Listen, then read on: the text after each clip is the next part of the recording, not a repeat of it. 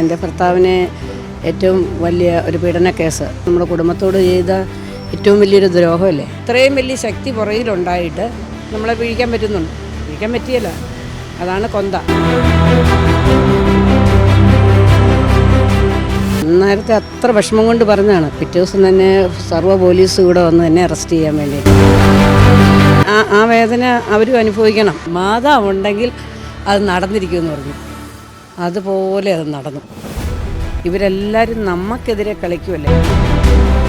ഞാനിന്ന് രാവിലെ അവനോട് പറഞ്ഞു, മോനെ ഒത്തിരി സൂക്ഷിക്കണം, പിണറായിയോടാണ് കളിക്കുന്നതെന്ന് പറഞ്ഞു. ഒന്നും ചെയ്യല, അങ്ങനെ ഒന്നും ചെയ്യല, തൊടാൻ പറ്റിയല്ല അവനെ തൊട്ടാൽ. അതാ ഞാൻ പറഞ്ഞ, കൊന്തയുണ്ടെങ്കിൽ. എൻ്റെ ഈ കൊന്തയുണ്ടെങ്കിൽ അയാൾ അനുഭവിക്കും. ഈ ശാപവാക്കുകൾ നമ്മൾ കുറച്ച് നാളുകൾക്ക് മുമ്പ് കേട്ടതാണ്.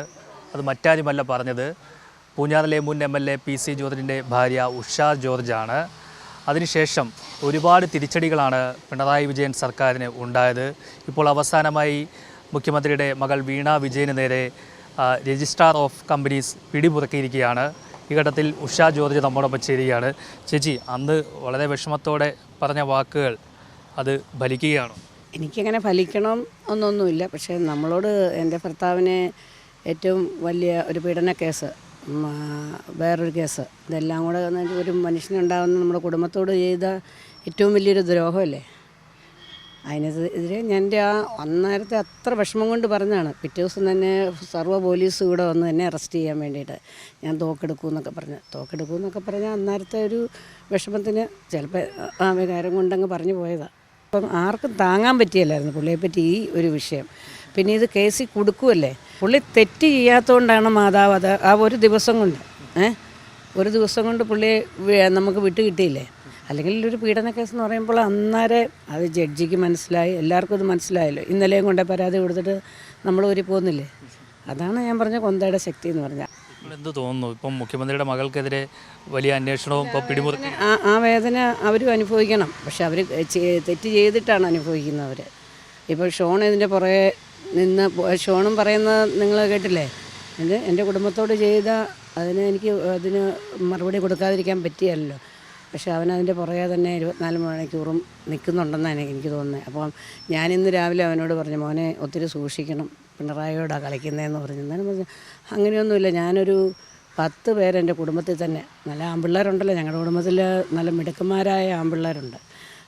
എനിക്ക് എന്തെങ്കിലും പറ്റിക്കഴിഞ്ഞാൽ എന്ന് പറഞ്ഞാൽ നമുക്ക് ഭയങ്കര ഒന്ന് ചിന്തിക്കാൻ പോലും പറ്റിയല്ല.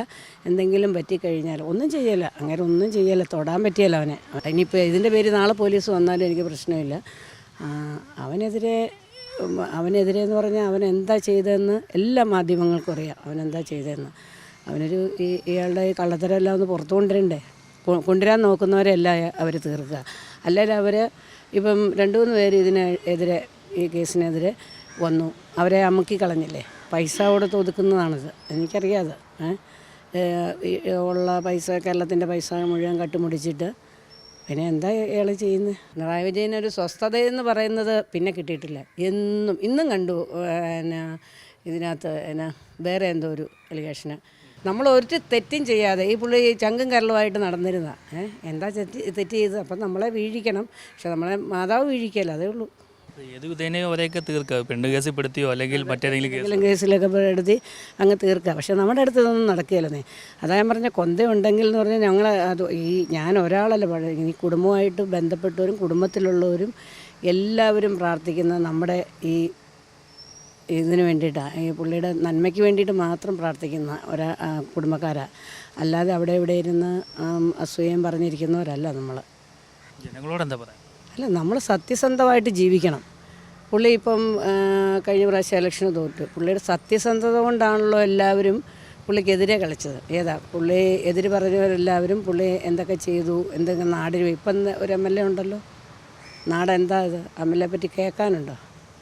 ഇവരെല്ലാവരും രാഷ്ട്രീയക്കാർ, ഒരു 3/4 പേര് പൈസ ഉണ്ടാക്കുക എന്നുള്ള ലക്ഷ്യത്തിന്. അങ്ങനെയല്ല, ഒരു നാടിനെ സേവിക്കണം, അതാണ് അത്യാവശ്യം. ജനങ്ങളോട് പറയേണ്ടത്, നമ്മളൊരു രാഷ്ട്രീയക്കാരായാൽ അത് നാടിനെ സേവിക്കുക, നല്ല രീതിയിൽ പോവുക. നമുക്ക് പൈസ ഉണ്ടാക്കാനല്ലല്ലോ നമ്മളെ രാഷ്ട്രീയം എന്ന് പറയുന്നത്, പൈസ ഉണ്ടാക്കാനല്ല. പക്ഷേ ഇപ്പം കേരളം എന്ന് പറയുന്ന ഫുള്ള് പൈസ ഉണ്ടാക്കുക, അതിലൊന്നും കാര്യമില്ലല്ലോ. ഷോണിനെതിരെ ഇനി വ്യാജ പരാതികളും കേസുകളൊക്കെ വരാൻ സാധ്യത വന്നല്ലോ, അവൻ്റെ പേരിൽ വന്നായിരുന്നല്ലോ. അവൻ്റെ ഈ ഒരു ദിവസം മുഴുവൻ, ഞാൻ അന്നും പള്ളിയിൽ പോയിട്ട് ഇങ്ങനെ വന്നപ്പോഴാണ് ഒരു ദിവസം മുഴുവൻ പോലീസ് കയറി അവൻ്റെ ബെഡ്റൂമിൽ കയറിയിരുന്ന് ബെഡിൽ കിടന്ന് നിരങ്ങുമായിരുന്നു. ഉള്ള സർവ്വ പേപ്പേഴ്സും ഫുള്ള് എടുത്ത് 4 മണി 5 മണി വരെ ഇവരിവിടെ ഇരുന്ന് എന്തൊരു ഇതായിരുന്നു. ഞങ്ങളാരും മിണ്ടാൻ പോയില്ല. ഞങ്ങൾ വീട്ടിലോട്ട് ആരും കയറ്റി വിടുകയല്ല അവർ. ഒട്ടും പേടിയില്ല നമുക്ക്. പിന്നെ ഒറ്റ പേടിയില്ല. നമ്മളെ ഒന്ന് പേടിപ്പിച്ച് നോക്കട്ടെ, അന്നേരം അറിയും വിവരം. അത്രേ ഉള്ളൂ. ഈരാറ്റുപേട്ടയിൽ നിന്നും അഖിലിനോടൊപ്പം ആർ പിയൂഷ്, മറുനാടൻ TV.